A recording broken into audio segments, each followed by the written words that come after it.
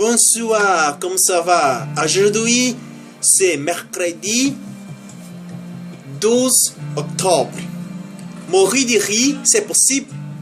L'expression mort de rire est devenue avec l'explosion de l'Internet notamment, de culture et de références communes et anodines. Il faut savoir qu'il est effectivement possible de mourir de trop rire. Les plus anciens cas reportés de cette insolite cause de décès remontent à la Grèce ancienne. C'est en fait un rire trop long et appuyé que l'on impute la mort au cours du 3e siècle avant Jésus-Christ de Chrysippe, un philosophe grec et paradoxalement stoïcien, qui fit boire du vin à son sige domestique et s'écroule de rire au sein propre comme un figuré et les regarde ensayés, complètement ivre, attrapé des figures pour les manger. L'auteur grec, quant à lui poète Philémon, 362 de 262 serait aussi mort d'une crise de fou rire ironiquement provoquée par une de ses propres blagues. Bien plus tard, en 1410, c'est le roi Martin d'Aragon qui s'était fois d'une double crise de rire incontrôlable, mêlée à une question. Le poète également italien Pietro Argentino mourut de façon semblable en 1556 par suffocation résultant d'une crise de rire impossible à arrêter, sauf bien entendu par décès. L'aristocrate et polymathe et conseiller Thomas Urquhart s'éteignit quand lui en 1660 vient d'apprendre l'obtention du trône d'Angleterre par Charles II. La médecine moderne a relevé avec davantage de précision. Chez des jouets mais mancheux anonyme cette étrange cause de décès, pas trop plein de jouets. 24 mars 1960, Alec Mitty regarde l'épisode Kung Fu Coppers de Goonie dans lequel en Écosse qui affronte un couple de cornemuses, une série de bombes. La nourriture, après 35 minutes de rire, continue. Alec s'écroule sur le sofa, victime d'une crise cardiaque. Sa femme écrit une lettre de remerciement au producteur de gomme pour avoir fait en sorte que son mari fût heureux au moment de sa mort. 1989, Olbetson, audiologiste danois,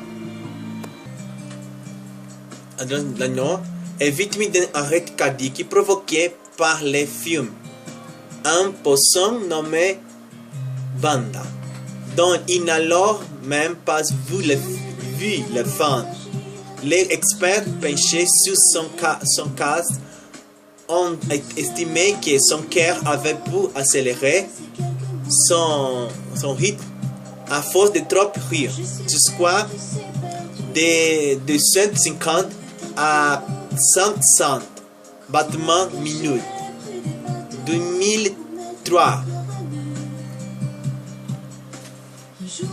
Dans moins 101, un vendeur de classe thaïlandais 52 ans devait faire un rêve particulièrement fendant lorsqu'en pleine nuit et le plein sommeil.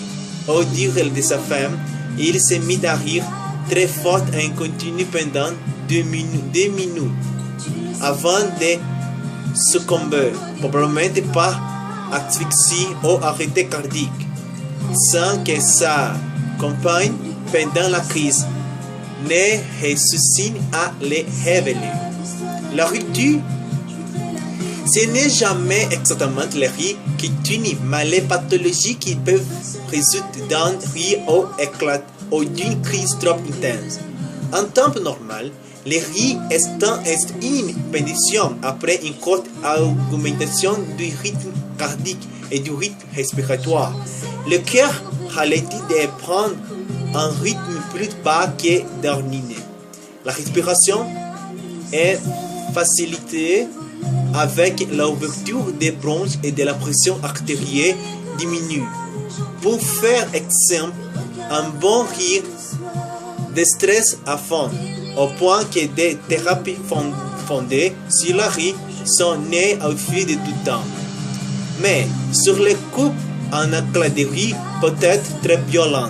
Comme n'importe quelle émotion forte, le rire est souvent, pas systématiquement, le signe d'une émotion jouisseuse intense.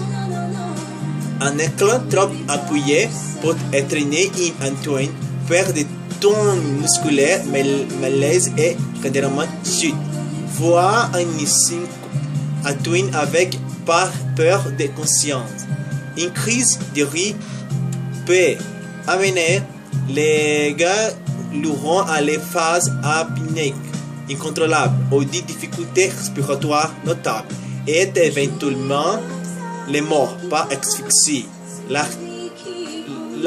arythmie et la tachycardie provoquées par cette même crise peuvent engendrer un arrêt cardiaque ou une fibrillation.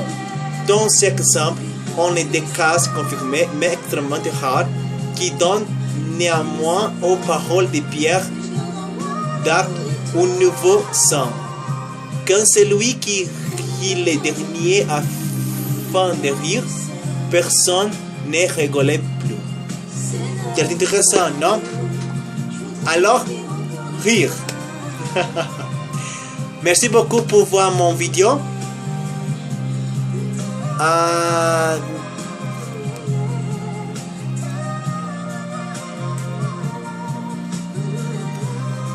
demain. Au revoir.